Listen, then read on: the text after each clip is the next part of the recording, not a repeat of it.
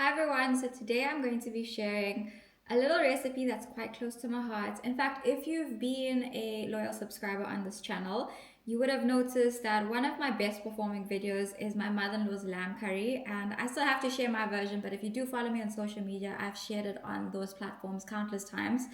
Today I'm going to be sharing my version of a lamb curry or mutton curry, whatever you prefer, but an outside version. So I just want to share the ingredients that I'm going to be using. The quantities will be in the description box. And I will also list the full recipe, which will redirect you to my blog. If you haven't been on my blog before, it's inspired by priestfood.com, and you'll find a whole lot of recipes on that. So today's recipe, like I said, it's quite nostalgic because I'm pretty sure most of you guys have had a lamb curry or a mutton curry that's been cooked outside. If you haven't, then you have certainly been missing out. And with regards to making the curry, it's pretty much the same way. The curry has the most amazing smoky taste. You can also apply this with chicken curry as well. So let's get straight into the pot that I'm going to be using, because I do get a lot of people that ask me about the pots that I use. So this was gifted to me by my mom-in-law for my husband and I for Christmas. This is a size 12 cast iron pot, which you can purchase from pretty much any supermarket or from like Macro or any wholesaler. I'm going to be using lamb, like I said, lamb or mutton, depending, because I know some people prefer eating a bit more of like a tougher grade meat. So the lamb that I'm going to be using is a combination of leg lamb and also breast mutton, because my breast lamb, my husband loves breast meat, so I am going to be adding that as well to the curry. And this is pure lamb, so you can use whatever you prefer to use. If you have never bought lamb before, I would highly suggest avoid buying stewing lamb unless you're forced to buy that. I've been in circumstances where I've had to buy stewing lamb because there was no butcher to actually cut the meat for me.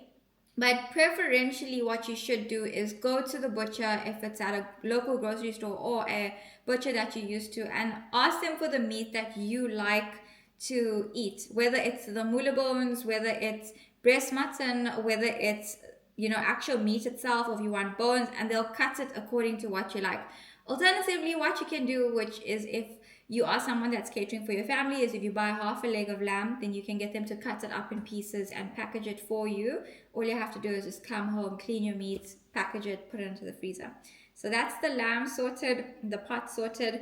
I'm also using, this lamb is just over a kilo. So for my husband and I always cook a kilo of lamb, and that lasts us, like, we could eat comfortably. There's like 5 meals that we could eat from this curry. So if you are catering for like a couple people, 1.2 kilos could easily feed 4 to 5 people depending on how much they eat.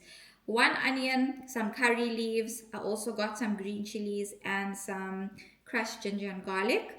So that's going to be the stuff that I'm going to be using for the curry, to braise the curry. I've got 2 small grated tomatoes. I generally use 1 large tomato, but these are nice jam tomatoes and they're nice sweet ones, so I'm using 2 of that. And then for the spices, I've got some whole spices. So I've got, very lucky enough to find some fresh bay leaves. Generally I use dry bay leaves, so I've got some bay leaves. Also have some Jeera seed, fennel seeds, some cloves, Elachi pods, and a cinnamon stick.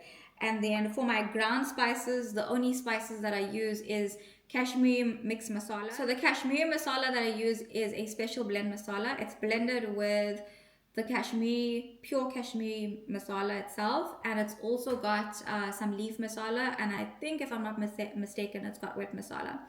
So that's the blend. So if you don't have Kashmiri masala, just use whatever you use in your household. A lot of people are brand loyal. You can get some really good masalas in supermarkets or any Indian spice shops. I also got some Garam masala, and I've got some Dhania Jeera powder. Some people use Dhania powder and Jeera powder separately. I use a blend.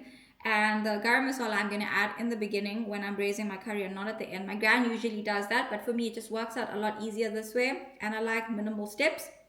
And then I've got some soft cooking potatoes. So some up-to-date potatoes that I've peeled. And what I like to do with the potatoes is, when you peel it and you cut it in half, is I like to just take a knife and then just insert like 2 or 3 incisions in the potato, and that allows the potato to soak up all of the gravy.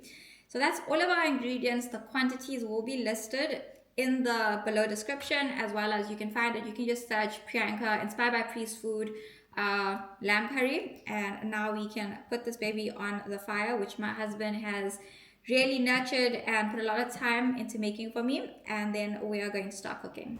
Once your fire and pot is ready, you can add some oil to the heated pot. So these next steps are going to be really quick because you obviously have a really high flaming fire and you want to make sure that nothing burns. So at this point, I'm adding in my ginger garlic, green chilies, curry leaves, and onions, and I'm going to allow this to cook until it's nice and caramelized. And then I'm going in with my ground spices, and I didn't add in my whole spices because I want all of this to braise, and once it's done braising, I'm then going to add in my bay leaves, Elachi Pods, cloves, cinnamon stick, so that can just add another depth of flavor. So make sure you mix that in and stir for a couple minutes. You don't want the seeds to burn because the fire is going to be relatively hot, and once everything is well combined, you'll start to get the most amazing scent, and your neighbors are probably going to start knocking on your door.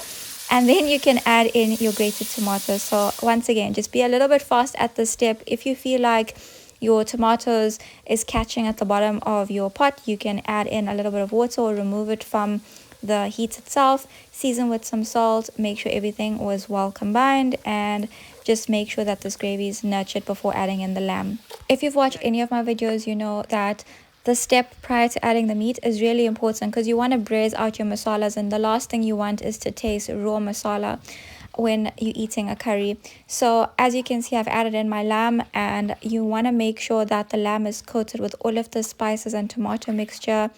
And what's going to happen is the lamb is going to start releasing all of its flavor into the spices. So at this point, I'm just going to pop on the lid and let all of the moisture lock in. So lamb generally cooks really quickly. So after about 15 to 20 minutes, once the meat has braised and a lot of moisture has been locked in, you can add in half a cup to a cup of water, and then you can add in your potatoes. And then just make sure that the potatoes are sort of like buried in the gravy, because you want them to be submerged in the gravy so that they cook nicely. And like I said, I made little incisions, so that gravy is going to get soaked up by the potatoes. And by submerging the potatoes into the gravy, your potatoes are going to be really nice and soft. And as you can see, there's not too much liquid. What's going to happen is the gravy is going to thicken, and the potatoes are going to cook and become super soft, and the meat is already halfway done. So it's already half cooked. It just needs to cook for probably like 15 to 20 minutes. The lid is always your friend when it comes to cooking, because the lid tends to lock in a lot of moisture and cooks things faster. So as you can see, the potatoes are looking pretty much done. All that's left to do now is to just do a quick test. The gravy looks really lovely. This curry actually looks pretty amazing for a lamb bunny chow.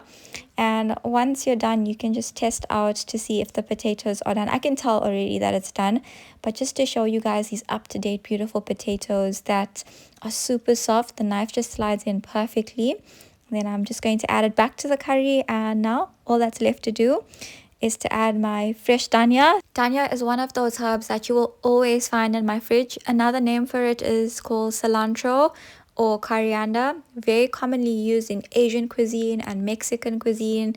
It just wraps up a curry, and it looks so lovely once a curry is completed. So this is one of those herbs that I love cooking with. And that is a wrap. My Durban style outside lamb curry. I hope you guys enjoy this recipe.